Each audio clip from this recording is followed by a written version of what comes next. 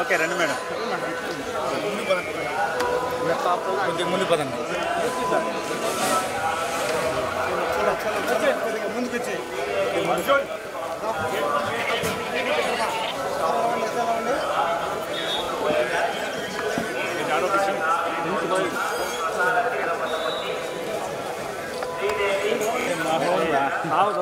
పక్క అట్టాబు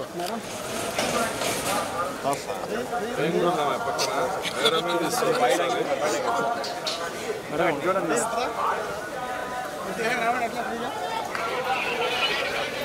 బా వాయిస్ ఏడే పెట్టేద్దాం. కానీ కానీ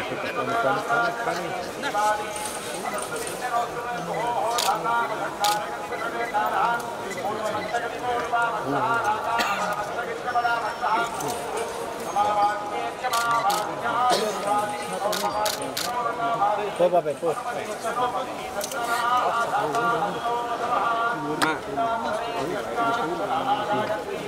జరుగు అట్టైనా జరుగు ఎట్టైనా జరుగు. కష్టపడే కార్యకర్తల్ని బాబు గారు గుర్తించడం లేదు. వైసీపీ వాళ్ళు వచ్చిన వాళ్ళని మాత్రం గుర్తిస్తాను. ఉన్నాను sir.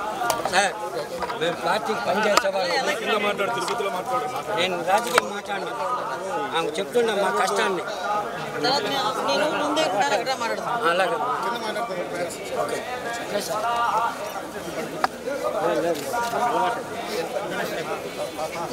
Right side right side madam ఈ పక్క మీరు చెయ్యేస్తారండి.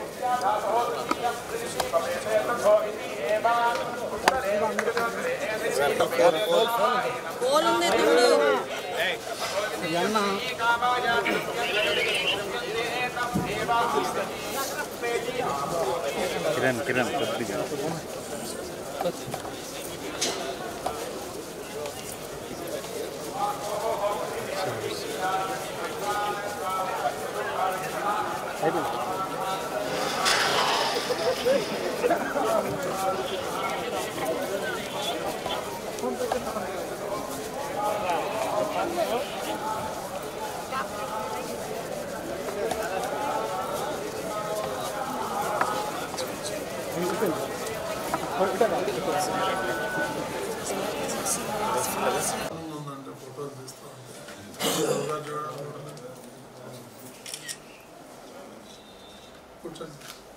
కంప్లీట్ చేశాం. అంటే ఇంకా చాలా ఉన్నాయి. 5 వర్క్లు ఉన్నాయి. 5 వర్క్స్కి కూడా ఎస్టిమేట్స్ వేసి పంపించాను. ఎస్టిమేట్స్ కరెక్ట్గా లేట్ అవుతుందని వెరిఫై చేసి పెట్టమని పెట్టాను. ఈలో బంధువులు ఎన్నికం మళ్ళీ వెరిఫై చేసి ఇచ్చేస్తాను. 5 వర్క్స్ ఉన్నాయి. మేము ఎస్టిమేట్ వేసాము, అది శాంక్షన్ కాలేదు. మళ్ళీ ఇప్పుడు ఎస్టిమేట్ వేసారు. కరెక్ట్గా ఉందా లేదో చెక్ చేయను. అది వచ్చేస్తుంది. తర్వాత చెరువుది 1.4 అప్పుడు ధర్మారెడ్డి గారు ఉన్నప్పుడు ఏమన్నారంటే తిరుమల పుష్కరనే మనం సరిగ్గా మెయింటైన్ దగ్గర ఉంటేనే కష్టంగా ఉంది, అంత దూరంగా ఉంటుంది స్టాప్ చేస్తాం. ఫిల్టర్ హౌస్ అది పెట్టి నీట్గా ఆ చెరువుల్లోనే మళ్ళీ పుష్కరం లాగానే స్టెప్స్ అయితే పెట్టి ప్లాన్ వేసి ప్లాన్ కరెక్ట్గా ఉందా లేదో చెక్ చేయాలి. తిరుమలకి ఆయనే చేస్తున్నాం. మొన్న వచ్చినప్పుడు ఆయన కూడా అడిగారు, మీరు ఏదైనా ప్లాన్ ఇవ్వండి సార్, అది మీరు బాగా పుష్కరం ట్రీట్ చేస్తాడు. అది ఓకే. తర్వాత ఇంకో 4 ఎస్టిమేట్స్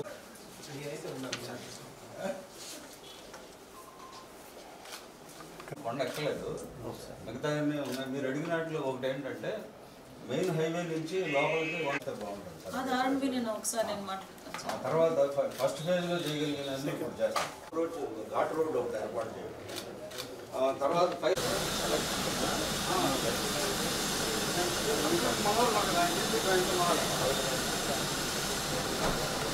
అందరికీ నమస్కారం. ఈరోజు గౌరవ తిరుమల తిరుపతి దేవస్థానం చైర్మన్ గారు నాయుడు గారిని ఈరోజు మర్యాదపూర్వకంగా కలవటం జరిగింది.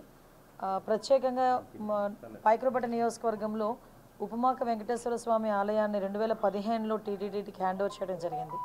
టీటీడీకి హ్యాండ్ ఓవర్ చేసిన తర్వాత సుమారుగా అక్కడ కొన్ని కార్యక్రమాలకు ఒక గౌరవ సీఎం గారు చంద్రబాబు నాయుడు గారు కూడా అప్పుడు సీఎం హోదాలో ఆ రోజు ఉపమాక వెంకన్న స్వామిని దర్శనం చేసుకుని ఆ చుట్టుపక్కల ప్రాంతాన్ని ఎలాగైనా అభివృద్ధి చేయాలి అనే ఉద్దేశంతో అక్కడ ల్యాండ్ ఎక్వైర్ చేయడం దగ్గర నుంచి ఒక మాస్టర్ ప్లాన్ తయారు చేసి టీటీడీకి హ్యాండ్ ఓవర్ చేసి అక్కడ టెంపుల్ని బాగా అభివృద్ధి చేయాలి అని ఆ రోజు సంకల్పించుకొని ఆ రోజు ఒక మాస్టర్ ప్లాన్ కూడా రెడీ చేసుకున్నాం ఆ రోజు.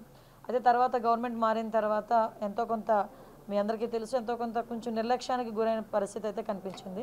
తర్వాత మళ్ళీ ఈరోజు మళ్ళీ మార్చి 10వ తారీఖున ఉప్మాక వెంకన్నస్వామి కళ్యాణోత్సవం అనేది చాలా ఘనంగా జరిగే పరిస్థితి కనిపిస్తూ ఉంది. సుమారుగా 1,00,000 నుంచి 1,20,000 వరకు కూడా భక్తులు వచ్చి ఆ రోజు స్వామివారిని దర్శించుకోవటం అనేది జరుగుతుంది. ఆ చుట్టుపక్కల గ్రామాల్లో ఉప్మాక వెంకటేశ్వర స్వామి అనేసరికి చాలా వాళ్ళందరికీ కూడా భక్తి భావాలు ఉన్న చుట్టుపక్కల ఉన్న వాళ్ళందరికీ కూడా ఒక ఆనవాయితీ ఏంటంటే ఆ స్వామివారిని దర్శించుకొని ఆ కళ్యాణాన్ని వీక్షించి తర్వాత అక్కడ సుమారుగా 20 రోజుల పాటు జాతర జరుగుతుంది. ఆ జాతరలో స్పైసెస్ అమ్ముతారు. ఆ 20 రోజుల పాటు ఆ స్పైసెస్ కొని తీసుకెళ్ళి ఆ క్షేత్రంలో ఉన్న స్పైసెస్ కొని తీసుకెళ్ళి వాళ్ళు వంటల్లో కానీ వాళ్ళు తినే పదార్థాల్లో కానీ ఉపయోగించుకుంటే వాళ్ళకి మంచి జరుగుతుంది, ఆరోగ్యంగా ఉంటారని ఒక నమ్మకం. ముఖ్యంగా వెంకటేశ్వర స్వామి ఆలయం అనేసరికి వెంకటేశ్వర స్వామి నైట్ అక్కడ స్టే చేస్తారు, సేద తీరుతారు అని ఒక ప్రతీక. ప్రతి దేవాలయం వెంకటేశ్వర స్వామి దేవాలయంలోనే శుక్రవారం అభిషేకం జరిగితే కేవలం ఉప్మాక వెంకన్నస్వామి ఆలయంలో ప్రతిరోజు కూడా అభిషేకం జరిగే ఏకైక టెంపుల్ వెంకటేశ్వర స్వామి టెంపుల్ ఉప్మాక వెంకటేశ్వర స్వామి. మనకి నిత్య ఉత్తర ద్వార దర్శనం కూడా జరిగే ఏకైక టెంపుల్ అది వెంకటేశ్వర స్వామి టెంపుల్. సో అటువంటి టెంపుల్ని మళ్ళీ తిరిగి ఈరోజు మళ్ళీ అభివృద్ధి పదంలోకి ముందుకు తీసుకెళ్ళాలి, భక్తులందరికీ కూడా అందుబాటులో ఉంచాలని గౌరవ చైర్మన్ గారిని కలిసిన వెంటనే చాలా సానుకూలంగా స్పందించారు. ఇమీడియట్గా సిఈ గారిని పిలిపించారు. సిఈ గారికి కూడా ఆ టెంపుల్ మీద అవగాహన ఉండటం వల్ల మేము చెప్పకుండానే తనే తిరిగి మొత్తం ఇవి చేయాలమ్మా, పుష్కర్ని క్లీన్ చేయాలి, పుష్కర్ని మనం రెడీ చేసుకోవాలి, మనం చక్ర స్నానానికి రెడీ చేసుకోవాలి, ఇవన్నీ కూడా ఆయనే చెప్పడం నిజంగా చాలా ఆనందంగా అనిపించింది. ఏదైతే గౌరవ సీఎం గారు ఆలోచన మేరకు మళ్ళీ తిరిగి ఈ టర్మ్లో మా అందరి ఆధ్వర్యంలో ఈరోజు మళ్ళీ తిరిగి ఉప్మాక వెంకన్నస్వామి ఆలయం అనేది మంచి అభివృద్ధిలోకి ముందుకు వస్తుందని అపారమైన నమ్మకంతో మేము ఇక్కడ నుంచి వెళ్తున్నాం. రాబోయే మార్చి 10వ తారీఖున జరగబోయే కళ్యాణం కూడా అత్యంత వైభవంగా చేయడానికి టీటీడీ వాళ్ళ సహకారం కూడా కోరడానికి ఈరోజు ఇక్కడికి రావడం జరిగింది. వాళ్ళు కూడా సానుకూలంగా స్పందించారు. ఆ స్వామివారి కళ్యాణం అత్యంత వైభవంగా జరిపిస్తామని మాత్రం అందరికీ హామీ ఇస్తున్నాం. Thank you.